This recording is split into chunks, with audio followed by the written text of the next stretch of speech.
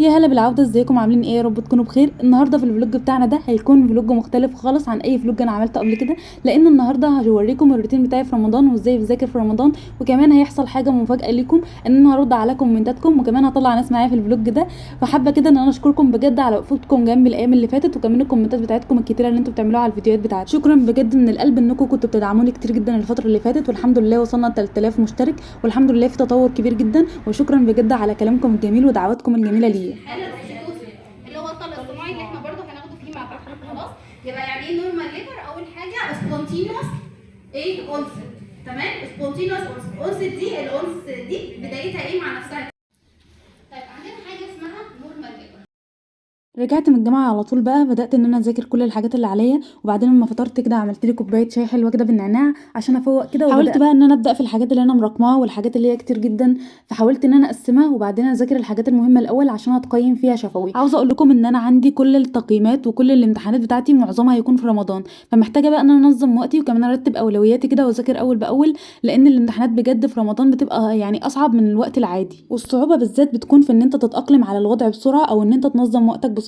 ودي حاجه يعني مش صعبه علينا باذن الله، لاننا كلنا طبعا عرفنا النصايح وعرفنا الروتينات اللي احنا هنمشي عليها في رمضان. ولو انتوا اول مره بتشوفوني ممكن تروحوا تتفرجوا على الفيديوهات اللي انا عملتها رمضان والجداول اللي هتلم لكم كل المتراكم، بجد هتفيدكم جدا جدا. وكالعاده هسيب لكم اللينكات والفيديوهات المهمه دي في اول كومنت مثبت، فما تشيلوش اي هم. يؤتي الحكمة من يشاء ومن يؤت الحكمة فقد أوتي خيرا كثيرا وما يذكر إلا أولو الألباب. وما أنفقتم من نفقة أو نذرتم من نذر فإن الله يعلمه وما للظالمين من أنصار.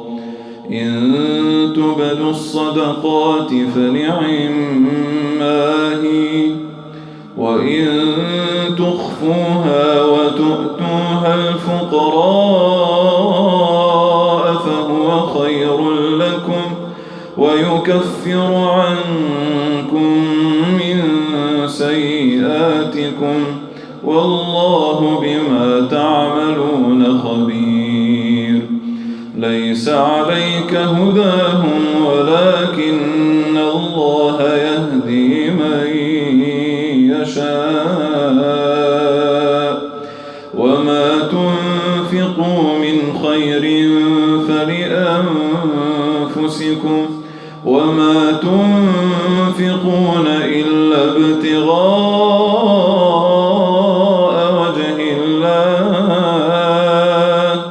وما تنفقوا من خير يوفى إليكم وأنتم لا تظلمون.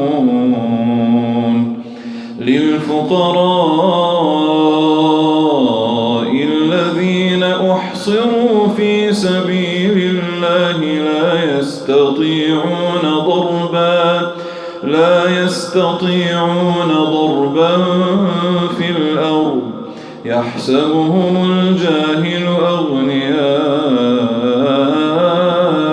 من التعفف تعرفهم بسيماهم لا يسألون الناس إلحافا وما تنفقوا من خير فإن الله به عليم. الذين ينفقون أموالهم بالليل والنهار سرا وعلانية فلهم أجرهم عند ربهم ولا خوف عليهم ولا هم يحزنون. الذين يأكلون الربا لا يقومون إلا كما يقوم الذي يتخبطه الشيطان من المس ذلك بأنهم قالوا إنما إنما البيع مثل الربا وأحل الله البيع وحرم الربا فمن جاءه موعظة من ربه فانتهى فله ما سلف وأمره إلى الله ومن عاد فأولئك أصحاب النار هم فيها خالدون يمحق الله الربا ويربي الصدقات يمحق الله الربا ويربي الصدقات والله لا يحب كل كفار أثيم إن الذين آمنوا وعملوا الصالحات وأقاموا الصلاة وآتوا الزكاة لهم أجرهم عند ربهم ولا خوف عليهم ولا هم يحزنون يا أيها الذين آمنوا اتقوا الله وذروا ما بقي من الربا إن كنتم مؤمنين فإن لم تفعلوا فأذنوا بحرب من الله ورسوله وإن تبتم فلكم رؤوس أموالكم لا تظلمون ولا تظلمون وإن كان ذو عسرة فنظرة إلى ميسرة وأن تصدقوا خير لكم إن كنتم تعلمون. بعد ما خلصت مذاكره على طول قررت ان انا اجيب البلانر بتاعتي وكمان اعمل تخطيط لشهر رمضان كده او اعمل خطه ان انا امشي عليها طول شهر رمضان عشان اطلع باقصى استفاده في العباده. قررت اعمل خطه جميله كده في العبادات وكمان اعمل الدعوات اللي انا عاوزاها طول شهر رمضان واللي عاوزه كمان ربنا يحققها لي. قررت ان انا اكتبهم في ورقه عشان بقى كده يبقوا قدامي وكل لما اجي اصلي او اجي اعمل اي عباده ادعي بيهم. الموضوع ده هيشجعكم جدا في رمضان وهيخليكم كده مكملين رمضان كده عندكم شغف دايما للعبادات وكمان عندكم طاقه كبيره كده ودايما بتقراوا قران وتعملوا كل العبادات اللي عليكم وكمان حاولوا ان انتوا تختموا القران اكتر من مره في رمضان ده عشان كده ربنا دايما ييسر لكم اموركم وكمان تبقوا اقرب من ربنا. وقولوا لي في الكومنتات انتوا وصلتوا للجزء كام في القران او وصلتوا لحد فين بالظبط عشان كده كلنا نشجع بعض. وبدات كمان يا جماعه ان انا اعمل الهابتس بتاعتي او العادات بتاعتي في رمضان وخاصه الاذكار وكمان الورد القراني بتاعي وخاصه بقى بركز على الصلاه لان احنا طبعا بنروح الدروس او بنروح الجامعه فاحيانا ممكن نقصر في الصلاه. فنحاول على قد ما نقدر ان احنا كده نلتزم في الصلاه وربنا كده يهدينا ويرزقنا دايما الصحبه الصالحه وربنا يقربنا منه اكتر. لو انتوا مثلا مش قادرين ان انتوا تقولوا الاذكار او مش قادرين تعملوا عبادات كتير في رمضان على الاقل خلوا لكم ورد ثابت من العبادات كل يوم او من الاذكار وكمان الصفحات القران ممكن مثلا تقراوا 3 صفحات على الاقل. المهم ان انتوا تعملوا اي حاجه او تعملوا اي مجهود كده وربنا هييسر لكم اموركم وهيزيد المجهود بتاعكم ده. ابداوا عودوا نفسكم بس على قراءه القران واحده واحده كده هتلاقوا نفسكم بقيتوا بتقراوا جزء وجزئين وثلاثه كمان. وابداوا عودوا نفسكم على الاذكار مثلا لو انتوا عملتوا ذكر مثلا ورد من الذكر كل يوم 50 مره لاي ذكر بقى انتوا عاوزينه كل مره هيزيد المجهود بتاعكم وهيزيد عدد الاذكار اللي انتوا بتقولوها وكمان هيزيد المجهود والشغف بتاعكم ناحيه العبادات. كده خلصت التخطيط زي ما انتم شايفين وهنبدا بقى في فقره انا فضلت اجلها لحد كتير جدا وانتوا طبعا كنتوا مستنيينها وهي الرد على التعليقات. عايزين النهارده نرد على شويه تعليقات كده وفي ناس عاوزين نطلعهم في الفيديو النهارده او في الفلوج بتاعنا النهارده. الصراحه انا بحب كومنتاتكم جدا ودايما بقول لكم اكتبوا لي كومنتات لانها بتحفزني وانتوا كمان ما تعرفوش ان انا ببقى محتفظه ببعض الكومنتات دي او واخداها كده سكرين وعيناها عندي في المفضله عندي في الصور بتاعه الفون. فانا بحب الكومنتات جدا عشان كده النهارده قررت ان انا اخليها معانا في الفيديو ده او في الفلوج ده ونرد عليها. يلا بينا نبدا في اول رد.